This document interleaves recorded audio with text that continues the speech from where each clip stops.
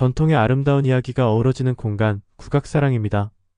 오랜 세월 이어온 우리 음악 속에는 삶의 기쁨과 슬픔, 그리고 한 사람의 마음이 고스란히 담겨 있습니다. 국악사랑은 그 소리와 이야기를 오늘의 감성으로 전하며 국악이 더 가까워지고 따뜻하게 느껴질 수 있는 순간을 함께 만들고 있습니다. 오늘도 국악사랑과 함께 마음이 머무는 소리를 들어보세요. 오늘은 통일신라 시대, 가난 속에서도 예술의 숨을 잃지 않았던 예인백 결선생의 이야기를 들려드립니다. 그의 피리 소리에 소가 밭을 멈췄다는 전설처럼 한 줄기 바람 같은 음악과 마음을 느껴보세요. 아침 바람이 나를 깨우던 시절이 있었어요. 골짜기 물안개가 걷히면 대나무 잎이 먼저 햇빛을 받아 반짝였죠. 그 반짝임을 오래 바라보다가 손끝이 먼저 간질거렸어요. 저걸 배우다가 피리를 만들어야겠다는 생각뿐이었거든요. 벼슬에 오르면 따뜻한 방과 그릇이 넉넉해진다더군요. 사실은 그게 절실했어요. 어머니의 기침 소리가 밤마다 벽을 타고 내려왔거든요. 따뜻한 방만 있으면 저 기침이 멈출까? 그 생각이 자꾸 목을 졸랐죠. 하지만 이상하게도 귀는 늘 상과 들판 쪽으로 열려 있었어요. 새가 나무 끝에서 입을 여는 순간 내 안에 무언가가 먼저 대답했죠.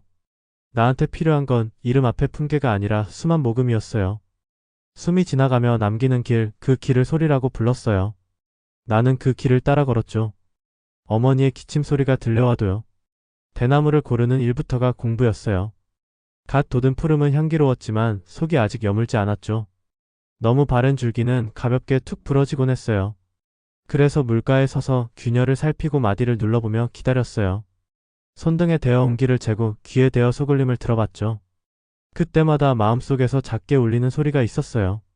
지금은 아니라고, 조금 더 기다리라고 내게 말하더라고요. 기다림을 배우는 게 첫 번째 수업이었어요. 소리는 서두름을 싫어했거든요. 어머니의 기침은 서두르라 했지만 소리는 늘 천천히 왔어요. 그 사이에서 나는 자꾸 찢어지는 기분이었죠. 집이 가난했냐고요? 맞아요, 가난했죠. 그런데 이상하게도 숨은 넉넉했어요. 밥상위 반찬이 모자란 날에도 산에서 내려오는 바람은 내게 먼저 다가왔거든요. 그 바람에 내 하루를 올려 데우면 굶주림도 잠시 말이 없어졌어요. 어머니는 종종 내 손에 굳은 살을 쓰다듬었죠. 너는 왜 그 먼 길을 돈 대신 소리로 오르내리니? 그러고 웃었어요. 그 웃음 속엔 체념이 섞여 있었어요. 하지만 나는 그 웃음이 나를 살렸다고 생각하고 싶었어요. 세상은 늘 무언가를 버리라고 닥달했지만 어머니의 웃음은 오늘만 잘 숨 쉬어도 괜찮다고 말해주는 것 같았거든요. 정말로 그랬는지는 모르겠어요. 그냥 그렇게 믿고 싶었던 거죠. 대나무를 말리는 동안 나는 산을 돌았어요. 소리의 색을 배우려면 풍경 속에 오래 서 있어야 했어요. 햇살이 물 위에서 반사되는 각도, 논두렁을 스치는 바람의 무게, 어린 소가 울 때 목에 생기는 떨림, 그런 것들을 내 혀와 입술에 적어두었죠. 사람들은 나보고 한가하다고 했어요. 집에선 어머니가 홀로 무명을 짜고 있는데 아들은 산천을 헤매고 다닌다고요. 그 말을 들을 때마다 가슴이 무너졌어요. 하지만 발은 여전히 산으로 향했죠. 내가 한가했던 건 몸이 아니라 마음이었어요. 아니, 마음조차 한가하지 않았어요. 매일 무언가에 쫓기고 있었거든요. 소리에 쫓겼는지 죄책감에 쫓겼는지 지금도 잘 모르겠어요. 경덕의 시대였죠. 관아에는 붓을 잡을 자리가 많았어요. 누군가는 내게 말했어요. 글을 좀 썼으니 관직을 알아보라고. 그 길이 반듯하다고요. 내가 고개를 끄덕이긴 했어요. 반듯한 길은 예뻐 보이니까요. 그런데 막상 그 길 위에 발을 올려보려 하니 숨이 막히더라고요. 내 숨은 자꾸 옆길로 새었어요. 돌틈에서 자라는 풀 이름이 궁금해지고 절벽에 부딪힌 바람이 어떤 울림을 남기는지 듣고 싶어졌죠. 내 발은 반듯함보다 떨림 쪽으로 방향을 틀었어요. 그러고 나니 이상하게 발걸음이 가벼워졌어요. 그때 알았어요. 나는 반듯한 선을 긋는 사람이 아니라 흔들리는 것을 듣는 사람이구나 하고요. 그리고 그게 어쩌면 도망이 아닐까 하는 생각도 했어요.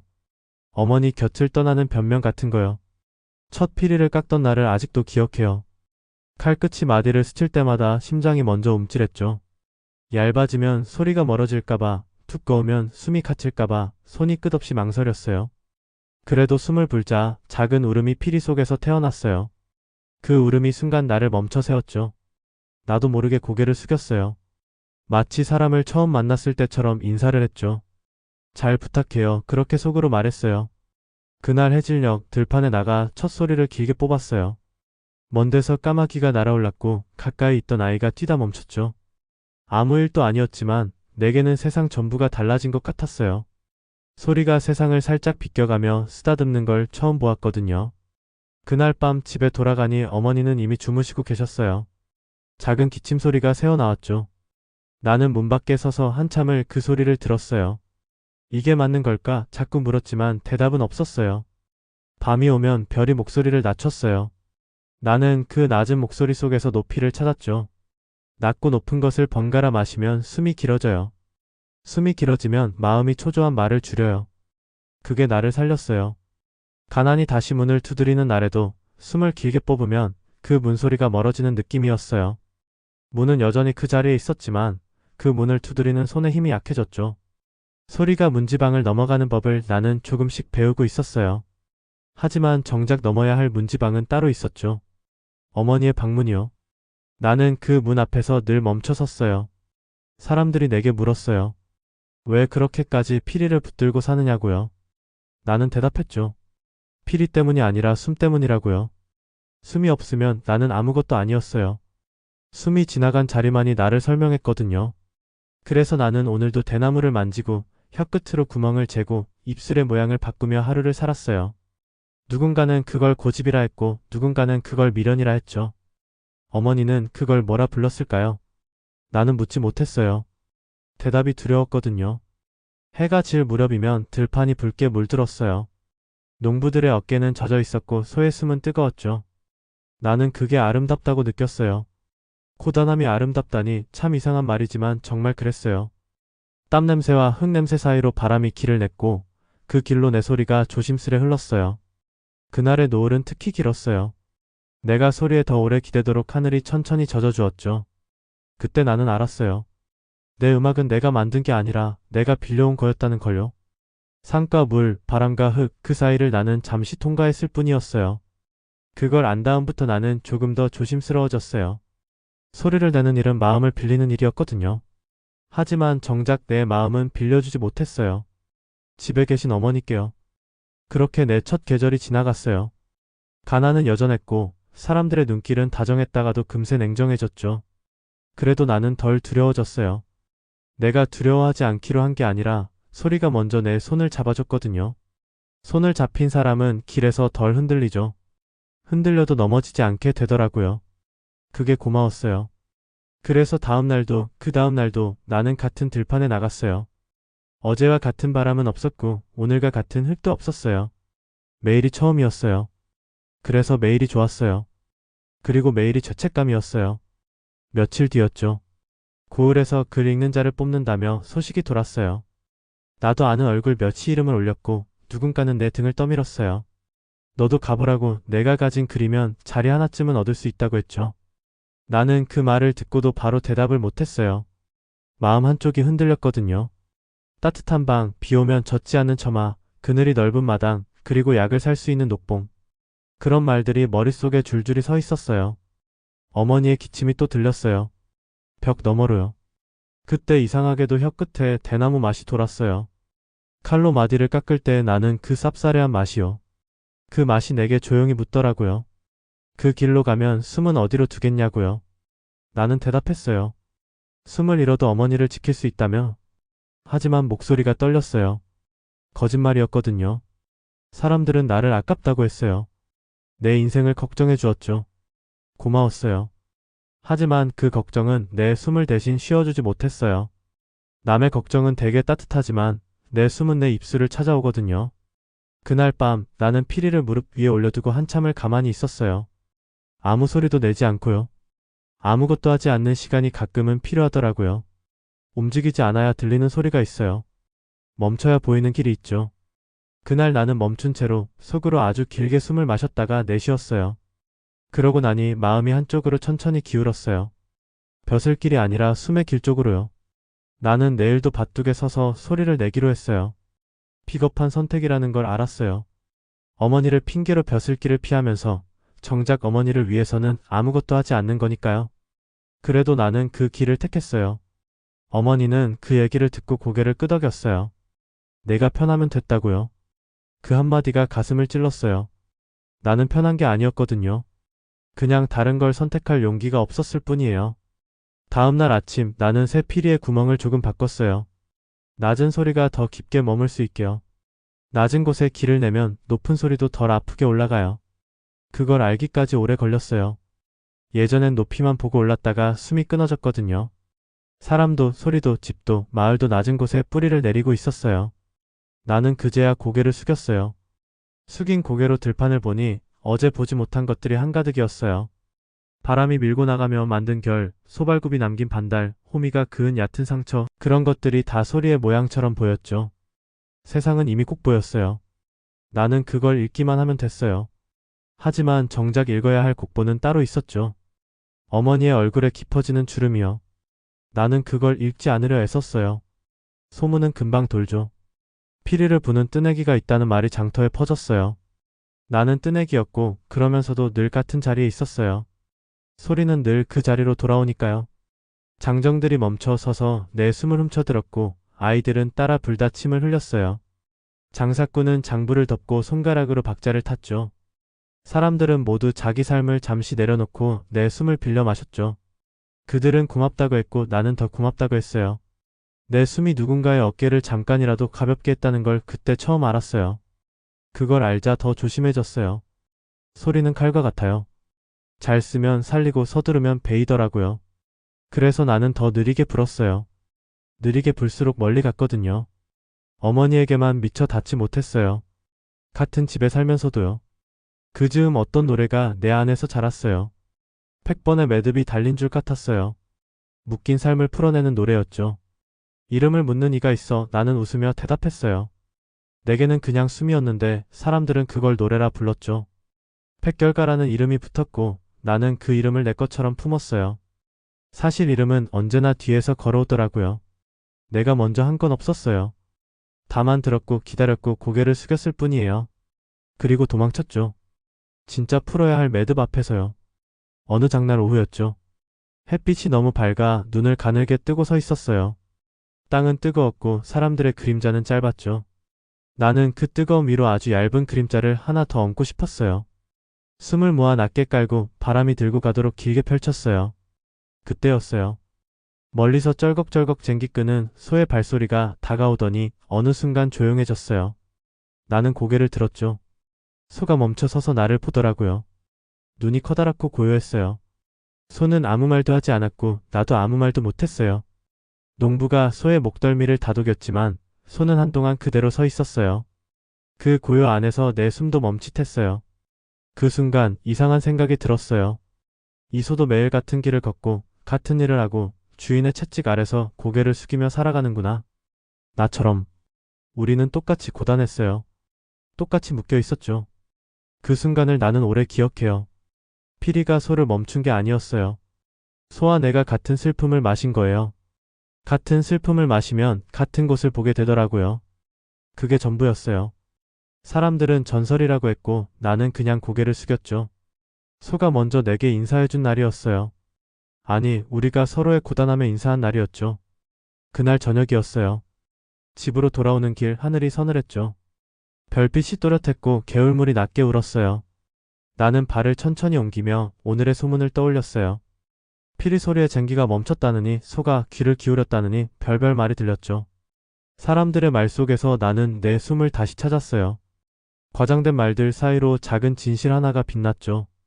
오늘 나는 누군가와 길을 나눠 걸었다는 사실이에요. 나는 그 사실 하나로 충분히 부자가 되었어요. 부자가 되는 일은 의외로 단순했어요. 나눌 것이 생기면 되는 거였어요. 그런데 정작 나눠야 할 건 다른 거였어요. 시간이요. 어머니와의 시간. 그걸 나는 나누지 않았어요. 방에 들어가 앉으니 어둠이 벽을 타고 내려앉았어요. 빈그릇 소리가 크게 들렸지만 이상하게도 허전하지 않았어요. 나는 피리를 무릎 위에 올려두고 한참을 쓰다듬었어요. 마디의 결이 손끝에 닿을 때마다 오늘의 바람이 되살아났죠. 가난은 그대로 있었지만 그 가난이 내게 배움을 줬어요. 부족함은 감각을 밝히더라고요. 하나를 오래 들여다보게 만들고 작은 변화를 크게 느끼게 하죠. 풍요는 때로 마음을 무디게 하고 가난은 때로 귀를 얇게 만들어요. 나는 오늘 내 귀가 조금 더 얇아진 걸 느꼈어요. 얇아질수록 멀리까지 들리더라고요. 그래서 나는 고마웠어요. 있는 그대로의 오늘이 고마웠죠. 하지만 밤이 깊어지면 들렸어요. 옆방에서 새어나오는 작은 신음소리가요. 나는 그 소리를 못 들은 척했어요. 그게 더 쉬웠거든요. 며칠 뒤 나는 산사에 들렀어요. 스님이 내 피리를 좋아했죠. 소리가 욕심을 적게 냈다고 칭찬했어요. 욕심이 적다는 말이 그렇게 달콤할 줄 몰랐어요. 나는 그 말 덕분에 한동안 더 천천히 숨을 쉬었죠. 급하게 소리를 키우면 멀리 가는 줄 알았는데 아니었어요. 천천히 낮게 깔면 듣는 이가 먼저 다가오더라고요. 기다려주는 소리, 그런 소리를 만들고 싶었어요. 사람들도 늘 누군가를 기다리잖아요. 돌아오지 않는 누군가, 혹은 아직 오지 않은 무언가를요. 내 소리가 그 기다림의 의자를 잠시 덜 차갑게 해주길 바랐어요. 그 바람이 내 연습을 길게 만들었죠. 그런데 정작 나를 기다리는 사람 곁에는 가지 않았어요. 매일 밤 나를 기다리는 어머니 곁에는요. 어느 저녁 비가 왔어요. 지붕 끝에서 물방울이 떨어지는 소리가 박자를 만들었죠. 나는 그 박자에 맞춰 아주 짧은 선율을 만들었어요. 물방울이 터지는 순간마다 소리를 멈추고 떨어지는 사이마다 한 음씩 얹었어요. 그러자 방 안이 갑자기 넓어졌어요. 비가 마당에서만 오는 게 아니라 멀리 들판과 산, 강가에서 한꺼번에 오는 것 같았거든요. 그때 깨달았어요. 음악은 공간을 넓히는 기술이구나 하고요. 공간이 넓어지면 마음이 잠깐 덜 갇혀요. 그걸 알자 나는 더 자주 소리를 비워두었어요.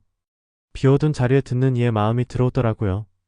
그러면 그 소리는 더 이상 내 것이 아니었어요. 그 사람의 소리가 되었죠. 그걸 보는 일이 참 아름다웠어요. 그런데 그날 밤 빗소리 사이로 어머니의 기침 소리가 유난히 크게 들렸어요. 나는 피리를 더 세게 불었어요. 그 소리를 덮으려고요. 사람들은 종종 내게 물었어요. 그렇게 살아서 남는 게 뭐냐고요. 나는 늘 같은 대답을 했어요. 오늘 들은 소리가 남는다고요. 남지 않으면 어때요? 내일 또 들으면 되죠. 그렇게 웃어 넘겼어요. 하지만 속으로는 조금 달랐어요. 사실은 많이 남았거든요. 사람의 표정이 남았고, 소의 눈빛이 남았고, 바람의 무게가 남았어요. 그 남은 것들로 나는 다시 숨을 만들 수 있었어요. 남는 게 많아서 가난을 잊는 밤이 있었고, 남는 게 너무 많아 가난이 고마운 밤도 있었어요. 내 삶은 그렇게 오르내렸죠. 오르내릴수록 강해졌어요. 숨은 흔들릴수록 길어지더라고요.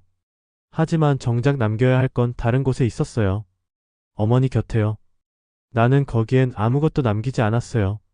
빈자리만 남겼죠. 다음 장날 아침 나는 조금 일찍 들판으로 나갔어요. 안개 속에서 사람의 실루엣이 보였죠. 누구는 장을 보러, 누구는 나를 보러 오는 길이었어요. 누군가 내 앞에 서서 말했어요. 소를 멈춘 사람이냐고요. 나는 고개를 저었어요. 내가 멈춘 게 아니라 바람이 멈췄다고요. 사람은 고개를 갸웃하더니 웃었어요. 무슨 말인지 모르겠다는 얼굴이었죠. 그래도 괜찮았어요. 전설은 늘 설명보다 앞서가거든요. 전설은 사람들의 필요를 먼저 알아채고 달리죠. 나는 그저 오늘의 숨을 준비했어요. 전설은 전설의 일을 하고 나는 나의 일을 했어요. 그 경계가 흐려질 때가 있지만 그럴수록 더 또렷하게 내 숨을 지켜야 했어요. 전설 속에 숨으면 진짜 내가 보이지 않게 되니까요. 어머니를 외면하는 나 말이에요. 그날 소리는 유난히 낮았어요. 흙 속으로 스며드는 느낌이었죠. 사람들 발바닥에서 소리가 올라오는 걸 나는 들었어요. 고단함이 먼저 울었고 기대가 뒤따랐어요. 중간중간 웃음이 튀어나와 선율의 모서리를 부드럽게 했어요. 나는 그 웃음을 꼭 잡아두고 싶었지만 그러지 않았어요. 떠나야 할 소리를 붙잡으면 금세 상해버리거든요. 떠나도록 두면 언젠가 더 좋은 모양으로 돌아오더라고요. 그래서 나는 떠나보내는 연습을 했어요. 소리도 사람도 계절도 모두 잘 떠나보내야 다시 만났을 때 반가워요. 그게 내 음악의 예의였어요. 하지만 정작 떠나보내야 할 건 내가 아니었나 싶었어요. 이 삶을 떠나보내고 다른 삶을 살았어야 했던 거죠. 어머니 곁에서요. 장터 끝에서 아이가 소리 없이 울고 있었어요. 잃어버린 어머니를 찾는 눈이었죠. 나는 아주 짧은 선율을 불었어요. 아이의 눈높이쯤에서 들리는 길이었죠. 아이가 고개를 들었고 사람들의 시선이 모였어요. 몇 걸음 뒤에서 누군가 아이를 불렀고 아이가 뛰었어요. 그 짧은 순간 장터의 소음이 얇아졌어요. 얇아진 틈으로 햇빛이 들어오더라고요. 나는 그 빛을 오래 기억했어요. 음악은 결국 한 사람을 한 사람에게 데려다주는 일이라는 걸 그날 더 확실히 배웠거든요. 아이가 어머니를 만나 안기는 걸 보며 나는 울었어요. 사람들은 내가 감동해서 우는 줄 알았죠. 아니었어요. 나는 부러웠어요. 저렇게 안길 수 있는 사람이요. 나는 너무 오래 어머니를 안지 않았거든요. 그날 오후 어떤 이가 내게 종이를 내밀었어요. 내 노래를 글로 남기자고요. 나는 잠시 망설였어요. 글은 길을 고정시키고 소리는 길을 흐르게 하잖아요. 그래도 좋다고 했어요. 흐르는 것과 고정되는 것이 서로를 비춰주는 법을 나는 이미 산에서 배웠거든요. 그렇게 노래가 기록을 얻었고 기록은 다시 소문을 불렀어요. 사람들은 이름을 붙이는 일을 좋아했어요. 이름이 생기면 불러볼 수 있거든요. 부르면 온다고 믿을 수 있죠. 나는 그 믿음이 좋았어요. 믿음이 있을 때 소리가 더 멀리 가더라고요. 그래서 고마웠어요. 내 숨이 기록의 옷을 입은 날이었거든요. 하지만 정작 기록해야 할 건 따로 있었어요. 어머니와 함께한 시간들이요. 나는 그걸 기록하지 못했어요. 만들지를 않았으니까요. 세월이 조금 흘렀어요.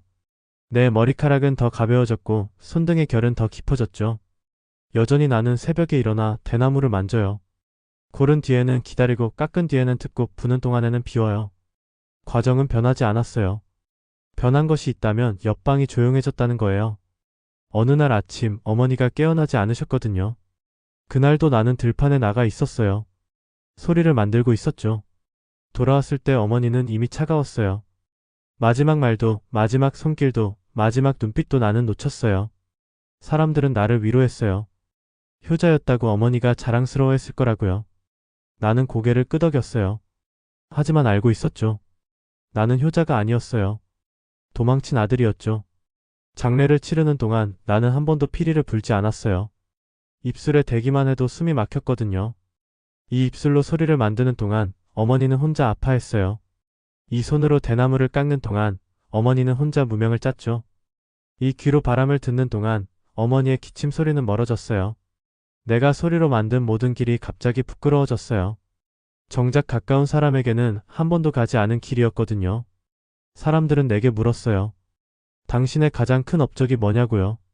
나는 대답을 망설였어요. 업적이라고 할 게 있나 싶었거든요. 모든 게 다 핑계였어요. 음악도 가난도 소명도요.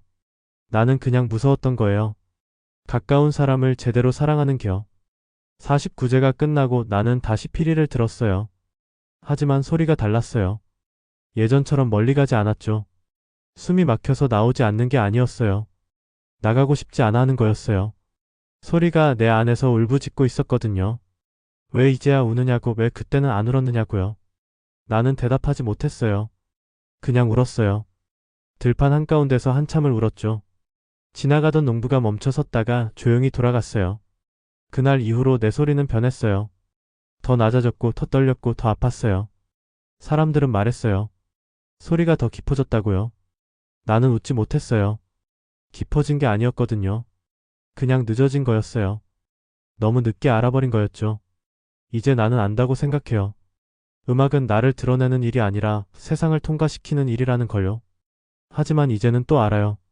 세상을 통과시키기 전에 먼저 통과시켜야 할 사람이 있었다는 걸요. 바로 곁에 있는 사람이요. 나를 낳고 키우고 기다려준 사람이요. 나는 그 사람을 통과하지 않았어요. 비껴갔죠. 그게 내 음악의 전부였어요. 아름다운 비껴감이었죠. 사람들은 가끔 내게 묻죠. 당신의 가장 큰 업적이 뭐냐고요. 나는 이제 대답을 알아요. 후회라고요. 가장 크고 무거운 후회요. 오늘도 누군가의 어깨가 조금 가벼워지고 누군가의 발걸음이 잠시 멈추며 누군가의 눈빛이 고요해지는 걸 나는 봐요. 그걸 보면 기쁘면서도 아파요. 내가 정작 가볍게 해줘야 할 어깨는 이미 흙 속에 있거든요. 멈춰 세워야 할 발걸음은 이미 멈췄고요. 고요하게 해줘야 할 눈은 이미 감겼어요. 늦었어요. 모든 게 늦었죠. 전설이 나를 대신해 걷는 날이 있어요. 그럴 때면 나는 더 조용히 있어요. 전설은 사람들의 것이고 후회는 여전히 내 것이니까요. 소가 멈춘 이야기, 가난이 부유했던 이야기, 그런 이야기들이 나를 앞질러 멀리 가더라도 괜찮아요. 나는 오늘의 들판에서 내 숨을 모으고 있으면 돼요. 들어오는 바람을 손바닥으로 느끼고 혀끝으로 온도를 재며 입술 사이의 간격을 조금 좁혔다 넓혔다 하면서요. 그러다 보면 어느 틈엔가 세상이 조금 달라져 있어요. 아주 조금이지만 그 조금이 사람을 살리더라고요. 하지만 한 사람은 살리지 못했어요. 가장 살려야 할 사람을요. 이제 해가 기울었네요. 들녘의 그림자가 길어지고 소들의 발소리가 다시 돌아오고 있어요. 누군가는 오늘의 흙을 털고 누군가는 내일의 씨앗을 생각하겠죠. 나는 그 사이에 서서 짧은 선율을 한 번 더 불 거예요. 너무 길지도 너무 화려하지도 않게요. 오늘의 소리를 오늘 안에 돌려보내야 내일의 숨이 길어지거든요. 하지만 이제는 알아요. 아무리 숨을 길게 뽑아도 닿지 않는 곳이 있다는 걸요. 이미 멀어진 사람에게는요. 그렇게 하루를 마무리하고 나면 마음이 한결 가벼워져요. 아니, 가벼워진 척해요. 무거운 걸 가볍다고 우기는 거죠. 하늘을 보면 별이 보여요. 예전처럼 가깝진 않아요. 예전보다 멀어요. 나와 별 사이에 무언가가 끼어 있거든요. 후회라는 이름의 먼지구름이요. 그래도 나는 조용히 다짐해요. 내일도 고개를 숙이고 숨을 모으겠다고요. 그게 내가 할 수 있는 전부고, 그래서 내가 가진 전부라고요. 거짓말이에요. 할 수 있는 게 더 있었는데 안 했던 거거든요. 그렇게 오늘을 닫고 나는 피리를 곁에 두고 눕네요. 눈을 감으면 낮게 깔린 들판의 울음이 들리고 멀리서 소의 숨이 들려와요. 그 사이로 어머니의 기침 소리가 아직도 들려요. 그 소리를 따라가다 보면 금세 잠이 올까요? 안 와요. 요즘은 잠이 잘 안 와요. 꿈에서도 어머니가 나를 기다리고 계실 것 같아서요. 나는 또 들판으로 도망갈 거고요. 나는 내일을 믿었어요. 내일의 바람과 내일의 숨 그리고 내일의 사람들을요. 하지만 정작 믿어야 할 건 오늘이었어요. 오늘 곁에 있는 사람이었죠. 나는 그걸 너무 늦게 알았어요. 오늘도 잘 들었어요. 그리고 미안해요. 세상의 모든 소리를 들으면서 정작 가까운 목소리는 듣지 않았어요. 세상의 모든 바람을 느끼면서 정작 가까운 온기는 놓쳤어요. 나는 음악가였지만 나쁜 아들이었어요. 전설이 되었지만 사람으로는 실패했죠. 사람들은 백결가를 기억하겠지만 나는 평생 기억할 거예요. 부르지 못한 노래 하나를요. 어머니를 위한 노래요. 가장 가까운 곳을 위한, 가장 먼저 불렀어야 할 노래요. 그게 내 삶이었어요. 그게 내 음악이었고 그게 내 후회였어요. 그리고 그게 너무 늦게 깨달은 내 진심이었어요. 여러분의 구독과 좋아요, 그리고 응원의 댓글은 우리 소리를 이어가는 큰 힘이 됩니다. 감사합니다.